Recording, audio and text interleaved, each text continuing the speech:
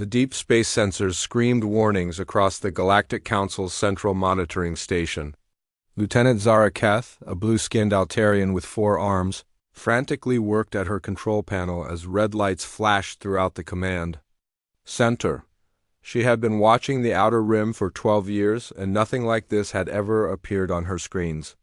"Commander Voss, you need to see this immediately," she called out, her voice tight with worry. Commander Voss, a tall reptilian, being from the Saurian Empire, rushed over to her station.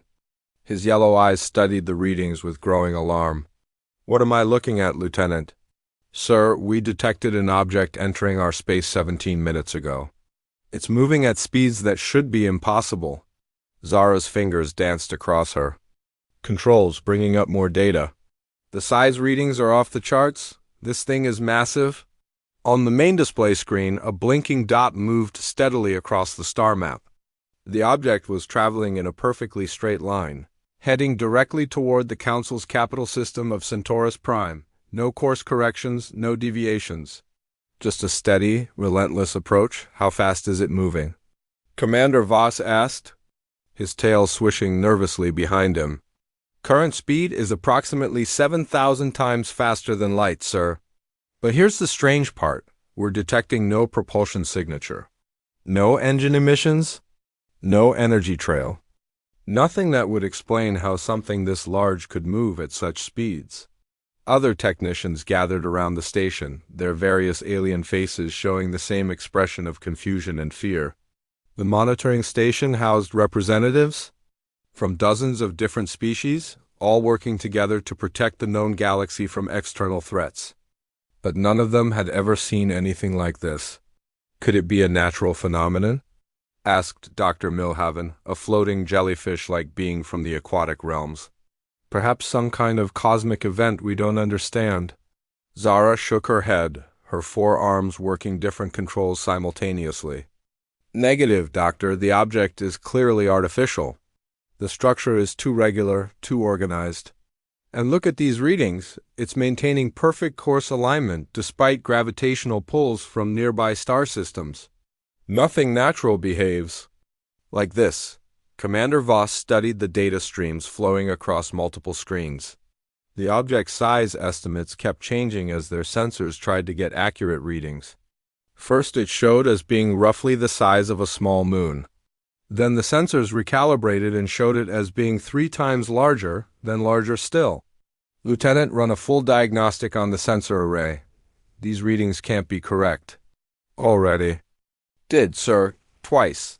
The sensors are functioning perfectly. This thing is just ... huge. Current estimates put it at roughly 1,500 kilometers in length and about 400 kilometers wide. But the readings keep fluctuating as if our sensors can't get a proper lock on it." The communication officer, an insectoid being called Thrix, clicked his mandibles nervously. "Sir, should we attempt to establish contact? With what?" Commander Voss replied, "We're not even sure what we're dealing with. For all we know, it could be some kind of weapon." The main display updated with new trajectory calculations. The object would reach the outer edge of Council space in approximately 36 hours. At its current speed and heading, it would arrive at Centaurus Prime in less than 3 days. "Get me a direct line to the High Council," Commander Voss ordered. "Emergency priority." Within minutes, the holographic images of the 12 High Council members appeared around the command center. Each represented a different major species in the Galactic Alliance. Their faces showed various levels of concern as they listened to the report. High Chancellor Dorex, an elderly being with silver skin and glowing white eyes, spoke first. "Commander Voss, please explain what we're dealing with." "High Chancellor, we have an unidentified object of enormous size approaching our space at impossible speeds. It appears to be artificial in nature, but we cannot determine its origin or purpose. Most concerning is that it's headed directly for our capital system." The council members exchanged worried glances.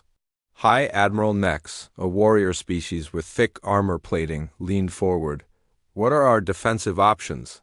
"Limited, sir. At its current size and speed, none of our weapons would be effective. Even if we could damage it, the debris field would be catastrophic for any nearby systems. Dr. Yilmaz, the Council's chief scientist, studied the data being transmitted to the Council chambers.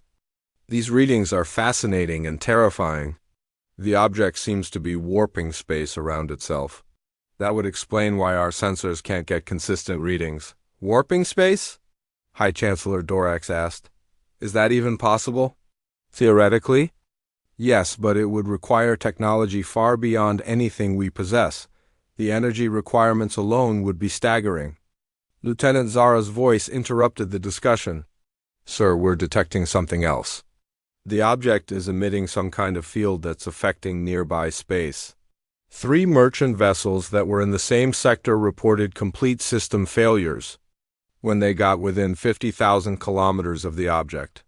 System failures? High Admiral Nex growled. What kind of failures?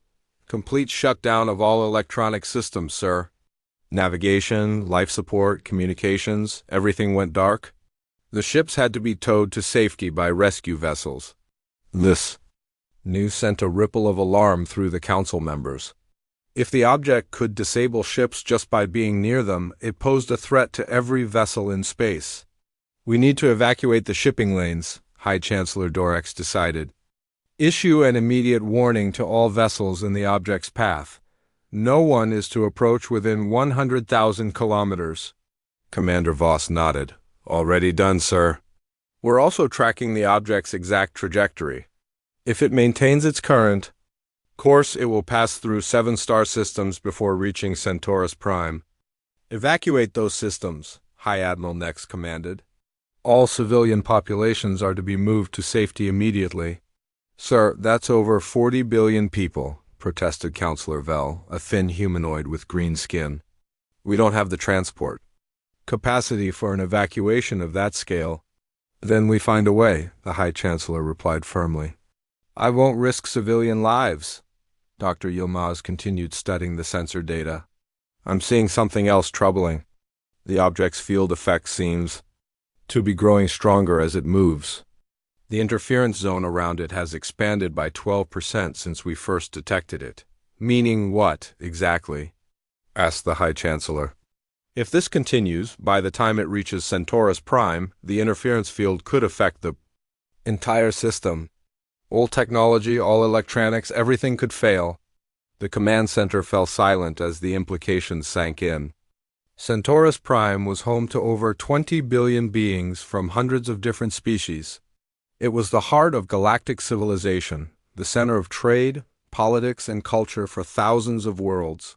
We need options, High Chancellor Dorax said quietly. Scientific, military, diplomatic, anything. I recommend we send our fastest scout ships to get closer readings, suggested High Admiral Nex. If we're going to defend against this thing, we need to understand what we're facing. Negative, Dr. Yilmaz interjected.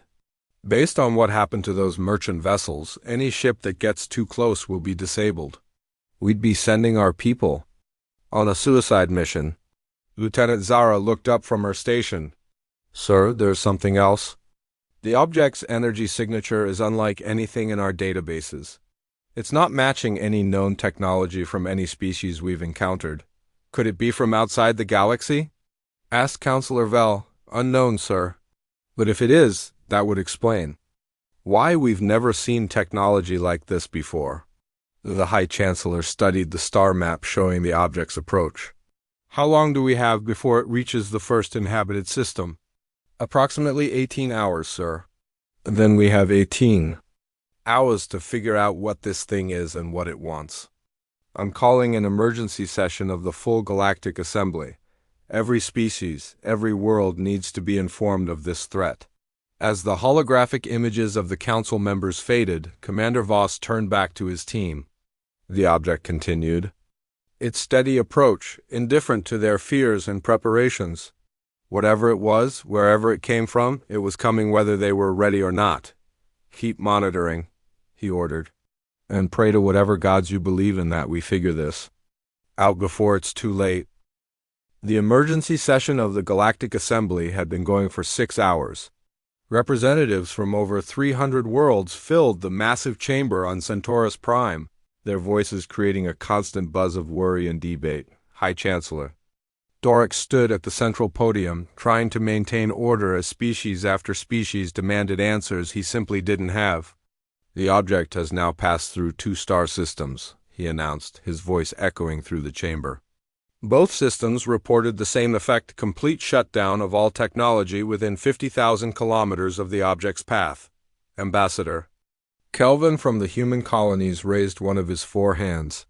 High Chancellor, what about our defense fleets? Surely our combined military forces can stop this thing.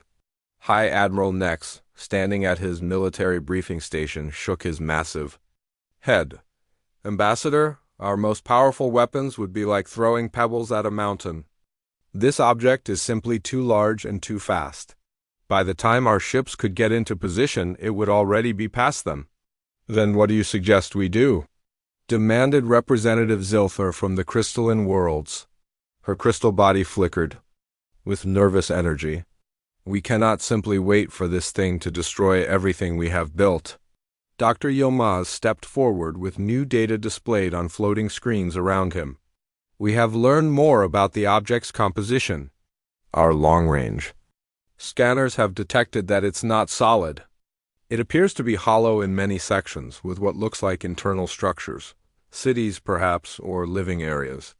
A wave of excited chatter swept through the assembly. If the object contained living areas, that meant it might be inhabited, which meant they might be able to communicate with whoever was inside. Are you saying this could be some kind of ship? Asked Council Member Vorth from the Mechanical Republic. More than a ship, Dr. Yilmaz replied. The size suggests it could house millions of beings. It's like a moving world. High Chancellor Dorax felt a small spark of hope. If it's inhabited, then we might be able to establish diplomatic contact. Prepare our fastest communication vessels. We need to try every method we know to reach whoever is controlling that object. Within hours, 3 of the Council's most advanced diplomatic ships launched toward the approaching object. Each ship carried the best communication specialists from different species, along with every type of translation and contact protocol the galaxy had developed over thousands of years. Captain Maura Finn commanded the lead diplomatic vessel, the Peacebringer. She was a veteran of first contact situations, having successfully made peaceful contact with 17 previously unknown species during her career. But as her ship approached the massive object, she felt more nervous than she had in decades. Captain, we're getting visual confirmation now, reported her sensor officer, Lieutenant Grix. By the stars, this thing is enormous. On the main screen, the object gradually came into view. It was unlike anything any of them had ever seen. The surface appeared to be made of some kind of dark metal that seemed to shimmer and shift in the starlight. Strange patterns covered the hull, looking almost like writing, but in no language any of them recognized. The hull material isn't showing up on any of our scans, reported Chief Science Officer Dr. Tang. Our sensors are having trouble getting accurate readings. It's as if the metal itself is interfering with our instruments.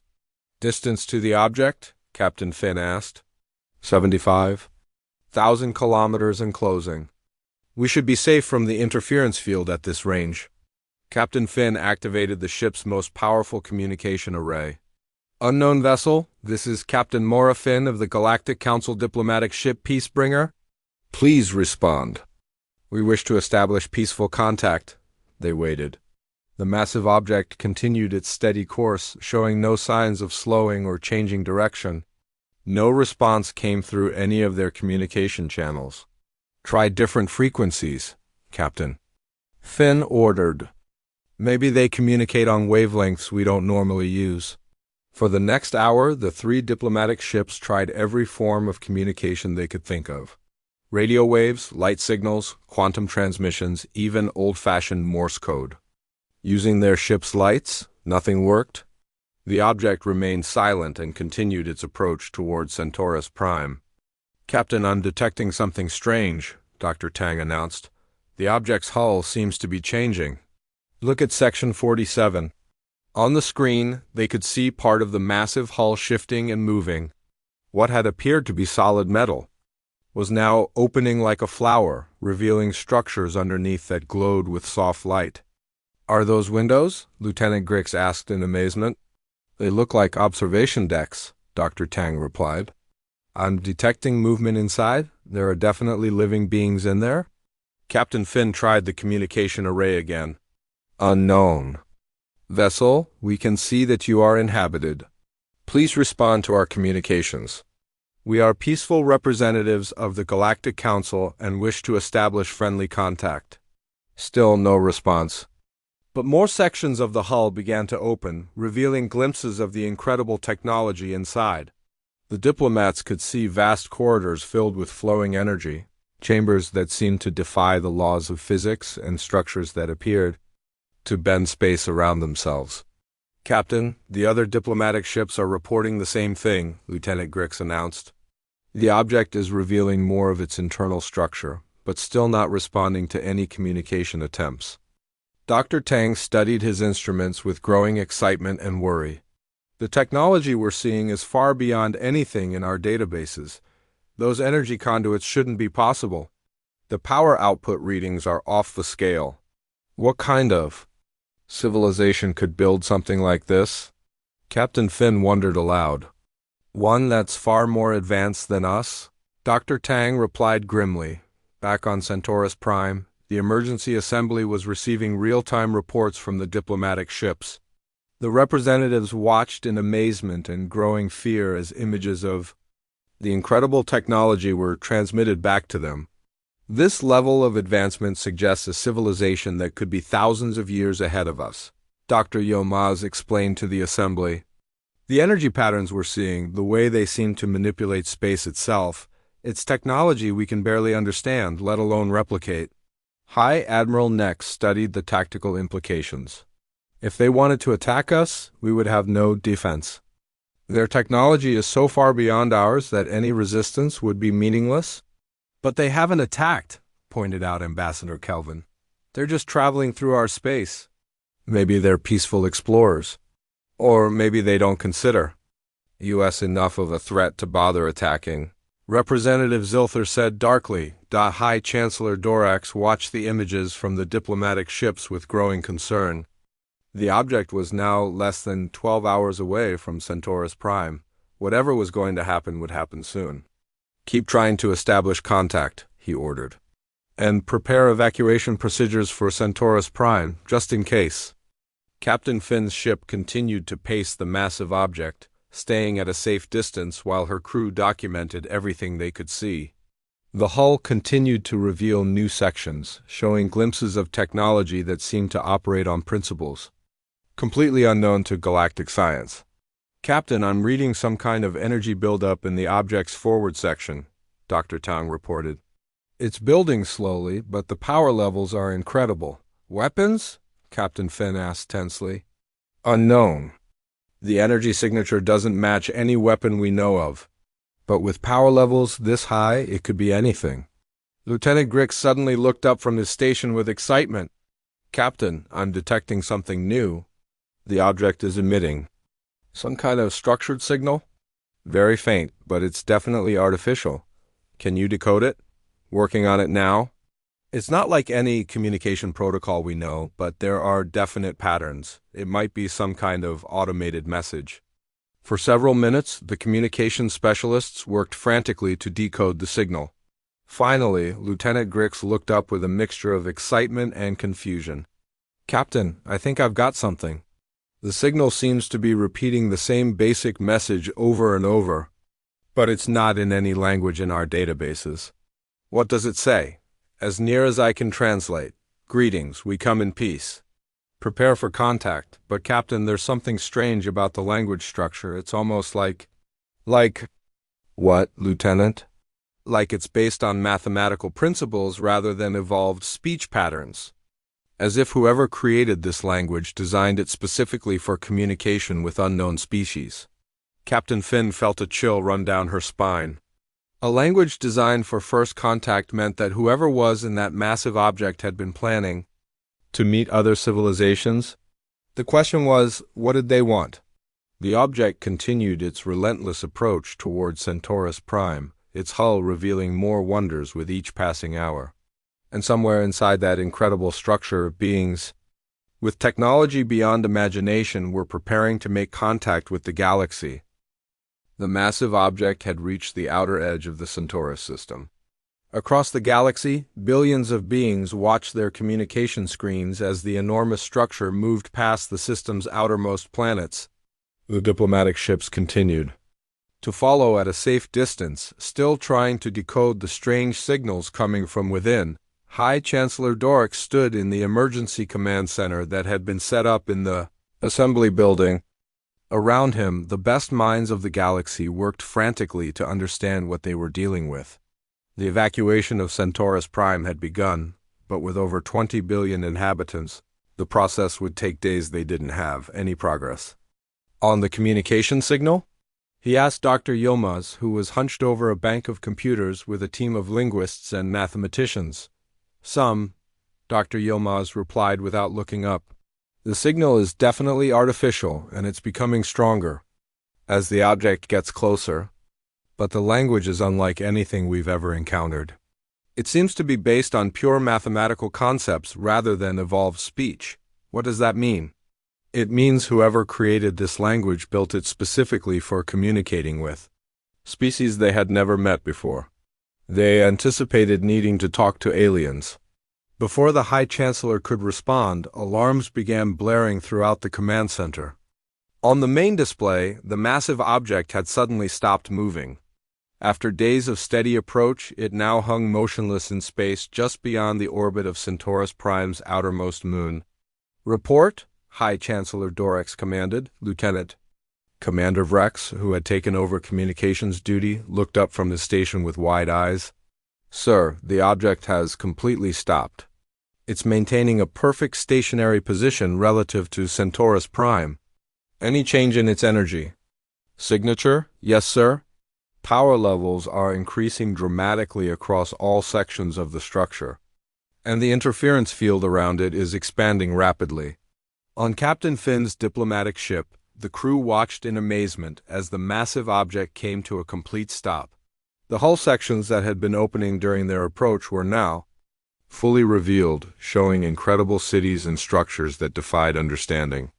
"Captain, the communication signal has changed," Lieutenant Grix reported excitedly.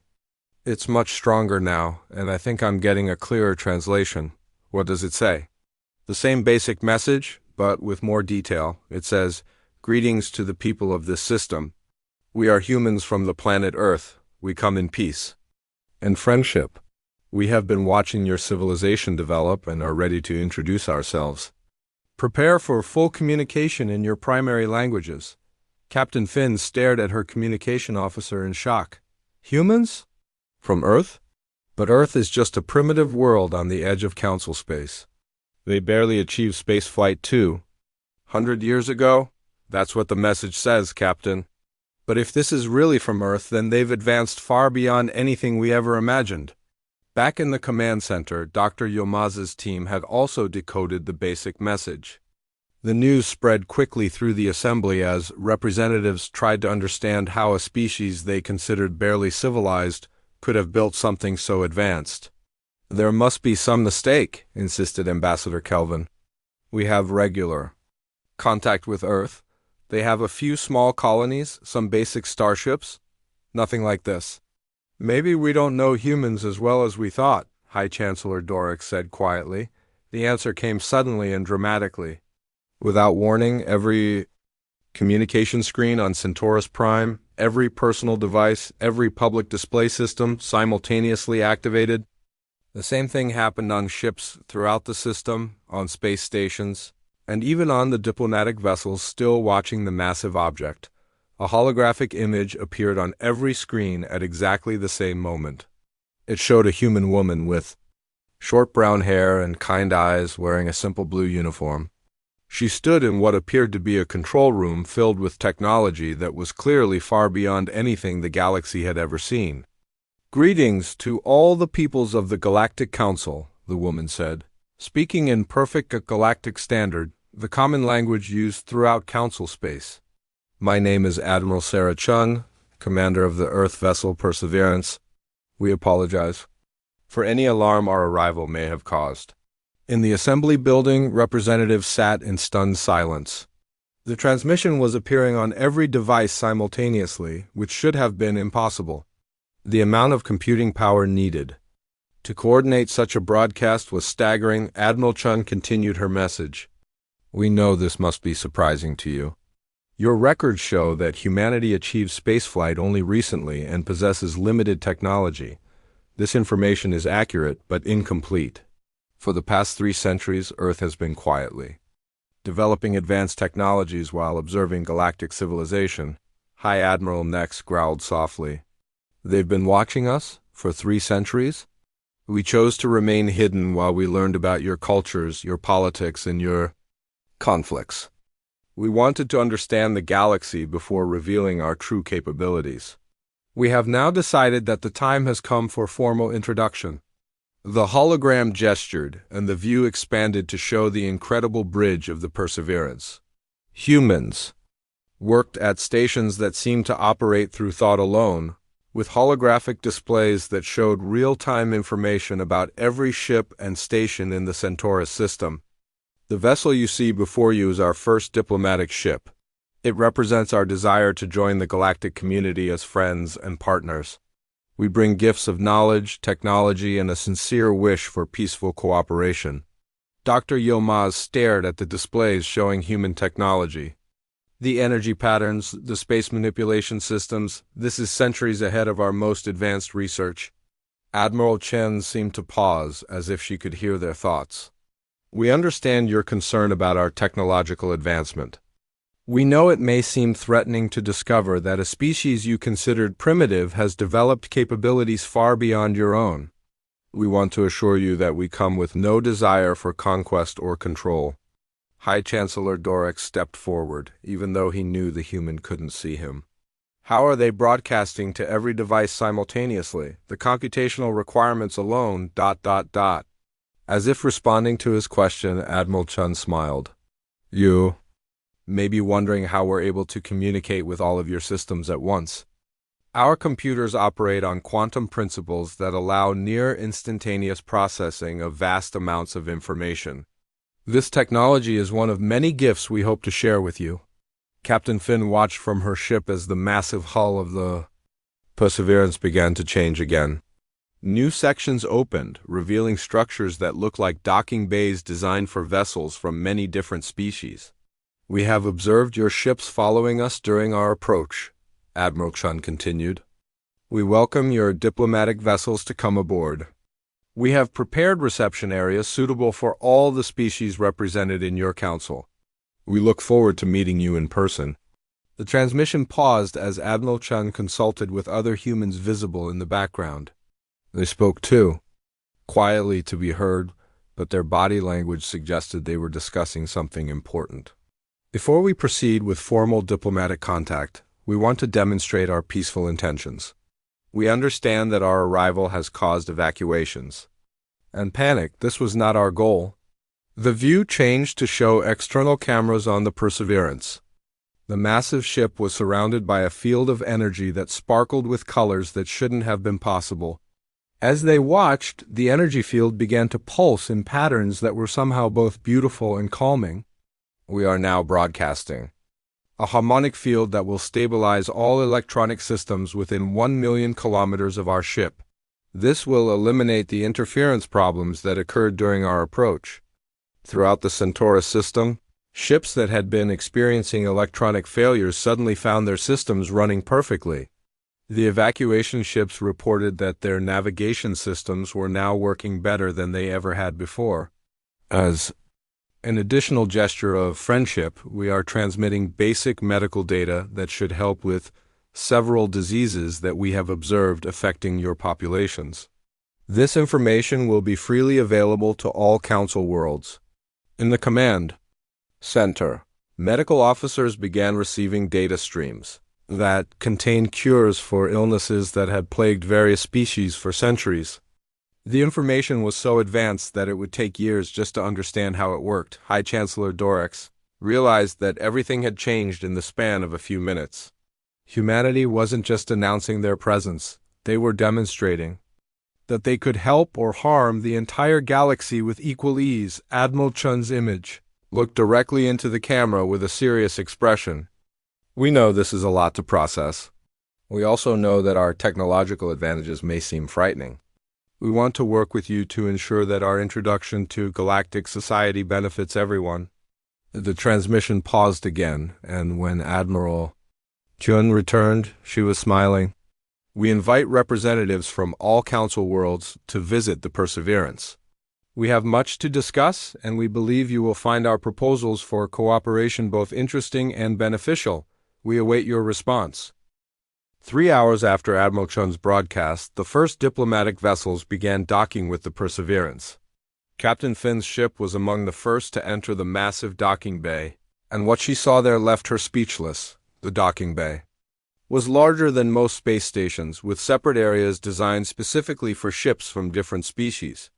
The humans had somehow created environments perfectly suited for beings who breathed different atmospheres, lived in different gravity conditions, and had completely different physical needs.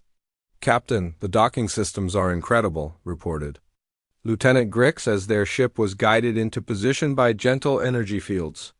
"They're adjusting our ship systems automatically. Life support is being optimized, artificial gravity is being fine-tuned. It's like they know our ship better than we do." As Captain Finn and her diplomatic team stepped off their ship, they were greeted by a group of humans led by a tall man with graying hair and warm brown eyes. He wore the same simple blue uniform as Admiral Chun, but his friendly smile made him seem more like a welcoming neighbor than a representative of a super-advanced civilization. "Welcome aboard the Perseverance," he said in perfect galactic standard. "I'm Ambassador David Martinez. We're honored to have you as our guests." Captain Finn looked around the docking bay in amazement. Other diplomatic ships were arriving constantly, and humans were greeting each delegation with perfect knowledge of their species' customs and needs. The crystalline representative was provided with the exact light frequencies her people required. The aquatic delegates were met with portable water environments. The mechanical beings found charging stations perfectly suited to their energy requirements. "How do you know so much about all our species?" Captain Finn asked as Ambassador Martinez led her team through corridors that seemed to stretch on forever. "We've been observing and learning for a long time," he replied simply. "We wanted to be ready for this day. We've studied your cultures, your histories, your needs. We wanted to make sure we could be good neighbors." The corridors themselves were a marvel. The walls seemed to be made of the same shifting metal as the ship's exterior, but here it formed beautiful patterns that were somehow calming to look at. The lighting adjusted automatically as different species passed through, providing each being with the exact spectrum of light their eyes worked best with. "The ship's systems are reading our biological signatures and adjusting everything in real time," Dr. Tang whispered to Captain Finn. "The computing power required for this is beyond anything we've ever imagined." They entered a vast conference room where representatives from dozens of species were already gathering. The room was a perfect example of human engineering, somehow managing to provide ideal conditions for every type of being present. Despite their vastly different needs, High Chancellor Dorax had arrived on one of the first ships and was speaking with Admiral Chun near the center of the room. As Captain Finn approached, she could hear their conversation. "Admiral, your ship is remarkable, but I must ask, how advanced is human technology really? What we've seen so far suggests capabilities far beyond anything in Council space." "Admiral," Chun smiled politely. "High Chancellor, perhaps it would be easier to show you rather than explain. Would you like to see some examples of what we've been working on?" Before he could answer, the room's walls became transparent, showing the space around the Perseverance. But this wasn't just a simple display. It was a real-time, three-dimensional view that allowed everyone to see space from every angle simultaneously. "This is our standard sensor array," Admiral Chun explained casually. "We can monitor everything within approximately 1 light year in real time. We track every ship, every asteroid, every communication signal." The display zoomed in to show individual Council ships scattered throughout the system. Personal information about each vessel appeared: crew complement, cargo manifest, destination, even the emotional state of the crew members, High Admiral. Next stared at the display with growing alarm.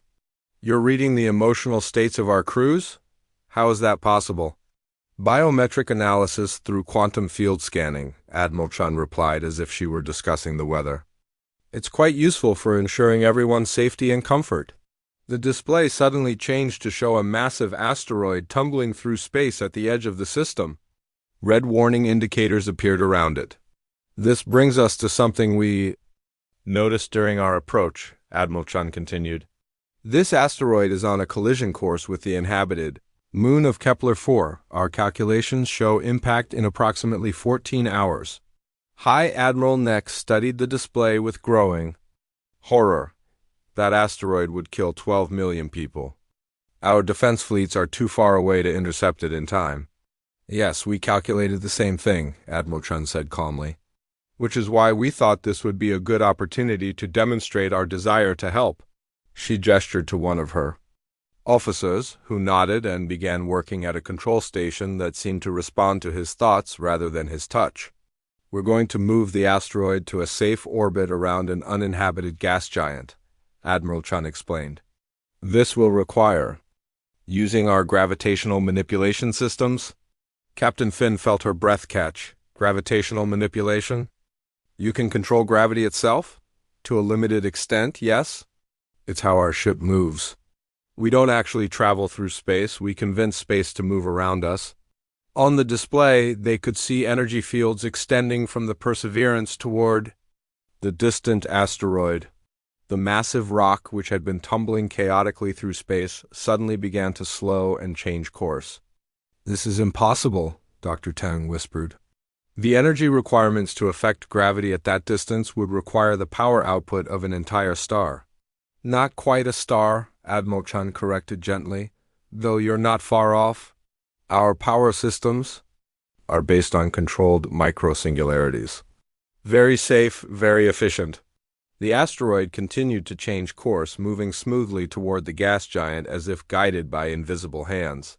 Within minutes, it had entered a stable orbit where it could never threaten any inhabited worlds. The diplomatic representatives stared at the display in stunned silence. The humans had just casually prevented a catastrophe that would have required the entire council fleet to handle, and they had done it as easily as changing the channel on a communication screen. That was just a small demonstration, Admiral. Chun continued. We have other capabilities that might interest you. Another display activated, showing what appeared to be a medical facility somewhere else on the ship. Human doctors were working with patients from various alien species, using technology that seemed to fix injuries and diseases in minutes. Our medical technology can treat most conditions instantly, Admiral Chun explained. We've already shared basic information with your medical facilities, but we have much more advanced treatments available. High Chancellor Dorax watched a Saurian patient with a damaged spine walk out of the medical bay completely healed. How advanced is your medical technology? We can regrow lost limbs, repair brain damage, even extend lifespans significantly. For most species, we can probably add several hundred years to their natural lifespan without any negative effects. The room fell silent again as the implications sank in. The humans weren't just offering friendship. They were offering solutions to problems that had plagued the galaxy for millennia. Ambassador Martinez stepped forward with another display. We've also solved several engineering problems that we know the Council has been working on. Faster than light communication, unlimited clean energy, matter manipulation. These technologies are all available to share. What do you want in return? High Admiral Nex asked suspiciously. No one gives away technology this advanced for nothing. Admiral Chun looked genuinely surprised by the question. We want to be part of the galactic community. We want friends, trade partners, cultural exchange. We've been alone on Earth for so long, observing your diverse civilizations from a distance. We want to learn from you, to share experiences, to explore the galaxy together. But you could take whatever you wanted, pointed out Representative Zilthar. Your technology is so far beyond ours that we couldn't stop you from doing anything you chose to do. That's exactly why we don't want to take anything, Admiral Chun replied seriously. We learned long ago that true strength comes from cooperation, not conquest. We've seen what happens when powerful civilizations try to dominate others. It never ends well for anyone. She gestured to yet another display showing human colonies scattered across distant star systems. We've been expanding quietly for decades, but always to uninhabited worlds. We've never displaced another species or claimed territory that belonged to someone else. Captain Finn studied the star map showing human settlements. There were dozens of them, all in systems that the Council had classified as uninhabitable or too dangerous to colonize. You've been living in systems we couldn't survive in, she realized. Correct. We've developed technology that allows us to live comfortably in environments that would kill most other species. We didn't want to compete with anyone for living space. High Chancellor Dorax absorbed everything he was seeing and hearing. The humans weren't conquerors or invaders. They were so advanced that they didn't need to be. They could literally reshape. 6 months had passed since humanity's introduction to the galaxy, and the changes were beyond anything the Council had imagined possible. High Chancellor Dorax stood in his private office, looking out at Centaurus Prime's skyline through windows that now displayed a perfect view thanks to human technology that eliminated atmospheric distortion. The city below hummed with activity. Human-designed medical centers had eliminated diseases that had plagued various species for thousands of years. Transportation systems based on human gravity manipulation move people and goods faster and more efficiently than ever before. Remarkably, the humans had kept their promise. They shared their technology freely, asking for nothing but friendship in return. A soft chime indicated someone was requesting entry. Come in, Dorax called. Admiral Chun entered, carrying a datapad and wearing her usual friendly smile. Over the past months, she had become a regular visitor to the Council offices, always ready to help solve problems or answer questions about human technology. Good morning, High Chancellor, she said warmly. I hope you have time to discuss the latest reports from the Outer Rim colonies. Of course, Admiral. Please sit down. Dorax gestured to the chairs arranged around a small table. What news do you have? All good news, actually, Admiral Chun replied, activating a holographic display above the table. The colonies that were struggling with food production issues are now completely self-sufficient thanks to our agricultural technology. The mining operations in the Vega system are producing 3 times their previous output with half the environmental impact. Dorax studied the reports with amazement. Every problem the humans touched seemed to disappear overnight. Your people continue to amaze us, Admiral. But I must ask, don't you ever want anything in return for all this help? Admiral Chun laughed softly. High Chancellor, you've given us more than you realize. For centuries, we watched your civilizations. From a distance, learning about your cultures, your art, your music, your philosophies. Now we get to experience it all firsthand. Yesterday, I attended a crystalline light symphony. Last week, I participated in a Saurian honor ceremony. We're living experiences we could only dream of before. But surely there must be something more substantial you need from us? Well, Admiral Chun said thoughtfully, there is one thing. We've been alone in space for so long, expanding to empty worlds and building our civilization in isolation. What we really want is what you've had all along, a community. We want to be part of something larger than ourselves. Before Dorax could respond, his communication system activated. The image of High Admiral next appeared, his reptilian features showing unusual excitement. High Chancellor, Admiral Chun, you need to see this immediately, he announced. The humans have just completed another project. What kind of project? Dorax asked. They've built a space station in the neutral zone between Council space and the Void territories. It's larger than anything we've ever seen, and they say it's a gift for the entire galaxy. Admiral Chun smiled mysteriously. Ah, the Unity Station is finally ready. We wanted it to be a surprise. Within hours, representatives from across the galaxy were traveling to see humanity's latest creation. Captain Finn, now serving as the Council's primary liaison with humanity found herself aboard another human vessel approaching the new station. "Captain, are you seeing this?" her navigation officer asked in amazement. Through the ship's main viewport, Unity Station came into view. It was enormous, easily 10 times larger than the biggest Council space station. But size wasn't what made it remarkable. The station appeared to be built from the same shifting metal as human ships. But here it formed beautiful artistic patterns that somehow incorporated architectural elements from every known civilization. It's like they took the best of every culture in the galaxy and combined them into something completely new, Captain Finn whispered as their ship approached the docking bay. Captain Finn could see that the station was already bustling with activity. Ships from dozens of different species were coming and going, and the docking facilities were perfectly designed to accommodate every type of vessel. Ambassador Martinez met them at the airlock, his usual warm smile even brighter than normal. "Welcome to Unity Station, Captain. We hope you like what we've built." The interior of the station was even more impressive than the exterior.